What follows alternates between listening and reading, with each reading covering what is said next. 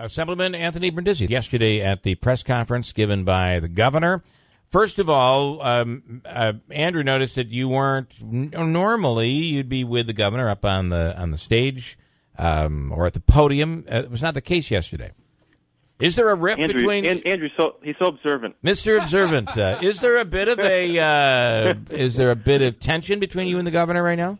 There's always tension. Look, I speak my mind. Sometimes the governor and his staff don't like that. I appreciate the money that he has allocated towards fixing some of the problems with the Sequoia Creek, but there's still a lot that's not being addressed. We have Mud Creek. We have Herkimer County, which was left out completely, which has problems that need to be addressed.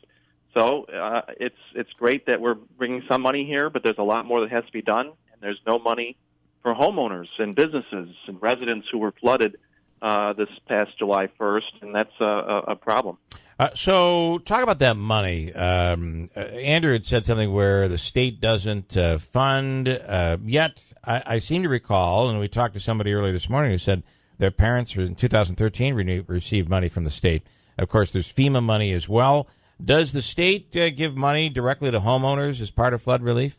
There are ways the state can give money to homeowners. They say cannot directly give money to homeowners or businesses, but there are ways through different programs or state agencies that they can give money to homeowners. They've done it in the past. They could do it again this time. And there's just not any money in this package that the governor came out with. But I'm still looking, and I think, if there's a way I can get money through the state assembly or another way, I'm looking for ways to try and help homeowners and residents and businesses that were impacted by the flood, because that's the first priority. And then long term, we got to fix some of the problems with the creek. And $2.5 million for a mile of Sequoia Creek is very good, but there are multiple issues with the Sequoia Creek. And I'm not an engineer, but just having been through this once or twice in the past, you have issues with bridges that are not being addressed right now that need to be widened and raised. You have CSX, which owns the railroad line, that continuously gets backed up. The bridge in Whitesboro, owned by CSX, always gets backed up, which causes flooding. So there's a number of things that need to be addressed. It's not just widening the creek over a 1 mile stretch. We really need more than that.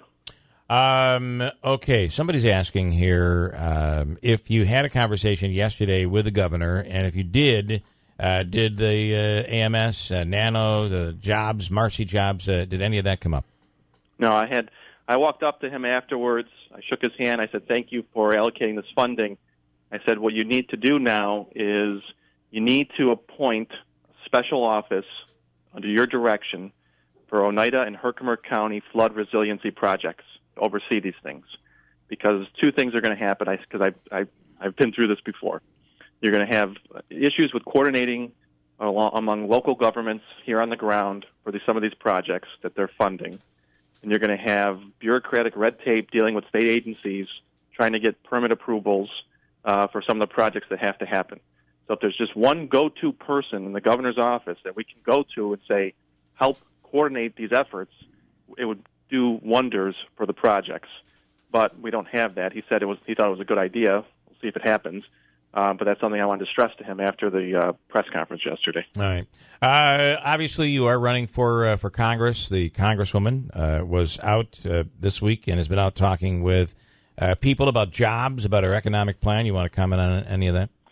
Yeah, I think the first plank of her economic plan is something called the Choice Act, which was a bill she voted for and passed in the House, which would essentially roll back all the regulations that were enacted after the financial crisis in 2007.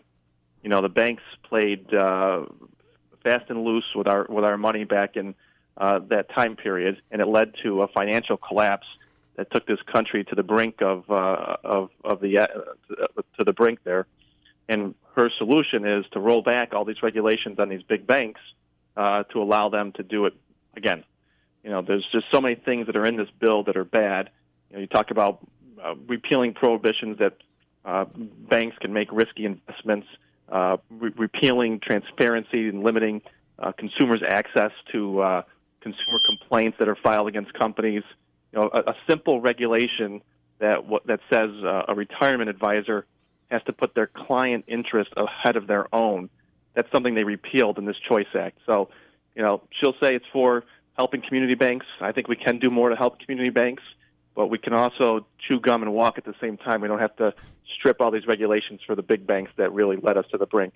All right, Assemblyman Anthony Brindisi, are they doing? I mean, obviously, one of the tactics is to tie you to Nancy Pelosi, to tie you to Andrew Cuomo, and that is a strategy. Some of the other stuff, though, seems to be more racially driven, almost not almost, but anti-Italian. You want to comment on any of that? You have many Twitter accounts out there. I'm not sure you own any of those.